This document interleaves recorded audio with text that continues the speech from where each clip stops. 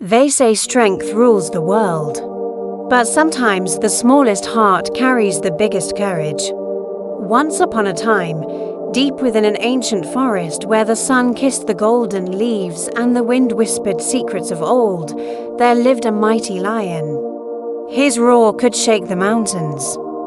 His presence alone made the jungle bow in silence.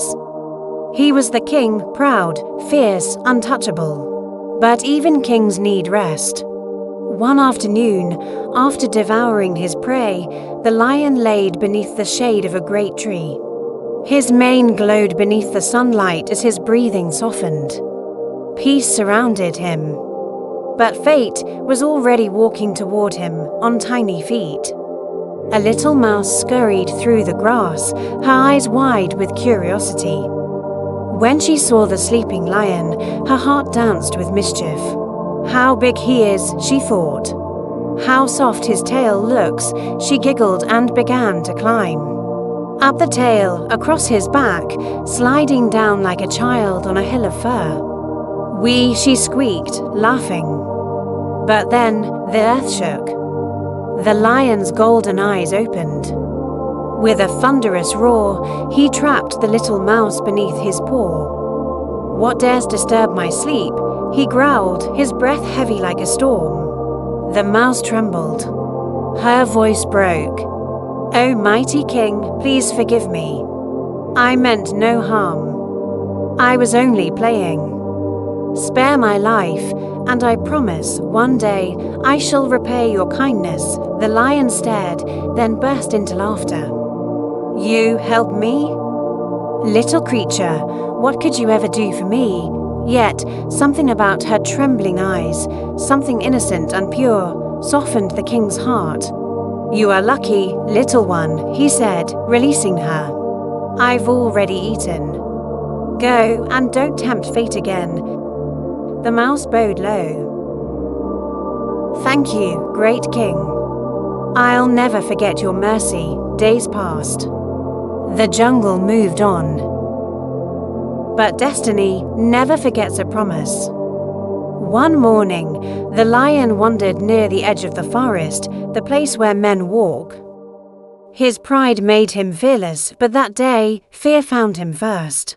A group of hunters had set a trap, ropes hidden beneath leaves, metal shining like fangs. When the lion stepped forward, the ground snapped beneath him. Ropes tightened. Nets rose. He roared in fury, but the more he struggled, the tighter they pulled. "Help! Helped!" His roar echoed through the forest like thunder. Birds fled, deer vanished, but one small creature froze. The mouse. Her tiny heart pounded. The king. He's in danger. Without hesitation, she ran through roots and leaves, through fear and shadow, until she reached the trapped lion. His golden eyes dimmed with pain. "My king," she squeaked, "don't move. I'll save you." The lion looked at her, weak but amazed.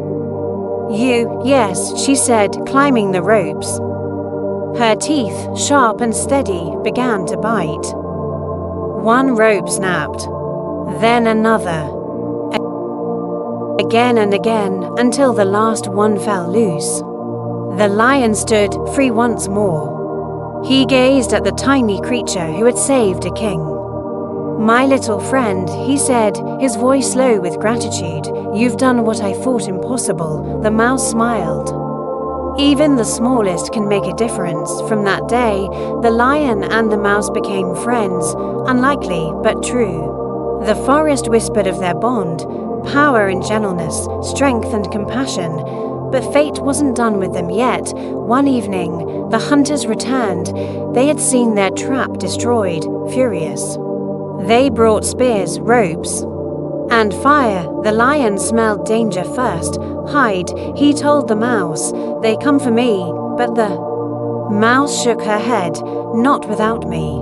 The hunters closed in shadows with weapons, ready to kill the king. Then the lion roared. The jungle trembled. The mouse darted through the grass, biting the ropes that held new traps, distracting the men, their attention split between fear and chaos. When the lion charged, it was not just a beast they saw, it was fury itself.